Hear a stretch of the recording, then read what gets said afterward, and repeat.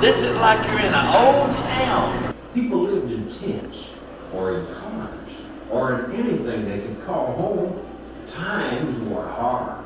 Well, today is our 45th anniversary as well as the 95th anniversary of the Daisy Bradford No.3. So it is, as they say, a red letter day for us in that it is special on two fronts. In the fall of 1930, success came to her and the farm. The Daisy Bradford No.3 became the first oil well in what would become the world's largest oil field of the town. The Daisy Bradford No.3 came in on October 3rd, 1930, and that really was the kickoff of the East Texas oil field, which even impacts our society and our economy today. So it was a very special day when that well came in at 6,800 barrels of oil a day.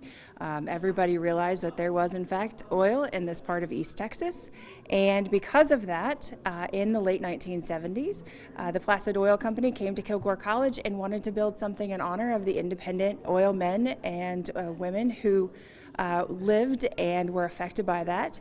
And because of that conversation, the East Texas Oil Museum opened on October 3rd, the 50th anniversary of the Daisy Bradford No.3 in 1980. I'm sure that the East Texas oil field would have eventually been discovered, but the dates would have changed and the significance wouldn't be quite the same as it is today. During our 45 years of operations, we've had over 1.5 million people come through the front doors and experience the history of our local area, not just our oil history, but also the history that affected everyone that lived in this area in the 1930s. We get the opportunity to share that history and bring it really to life for those visitors. For today, we do have special pricing. We are taking it back to 1980. When we originally opened, it was $1 for adults and 50 cents for children. So today we are celebrating that by bringing those pricings back.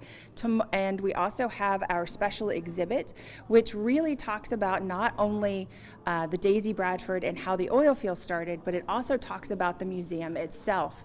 It's one of those things, we as a museum celebrate the oil history every day, but we don't often celebrate our own existence. So we do have museum creation, we have some of the concept drawings in multiple areas and how those exhibits came to life. So that will continue throughout the entire weekend. We open at 9 a.m. And we are here until 5 p.m. However, the last entry into the museum is at 4 p.m. because we do want to make sure that everybody at least an hour to enjoy our exhibits and the museum. The East Texas Oil Museum, as much as we are about oil, we're also a community museum. And when we opened in 1980, prior to that, we opened our doors and, we opened asking the community for their history, to look in their attics and their basements and their garages for things that represent the time period of the East Texas oil boom in the 1930s. And because of that, we have a lot of pieces and a lot of photographs that people even come in today and say, this is your great-grandfather, his photograph when he was 7 years old.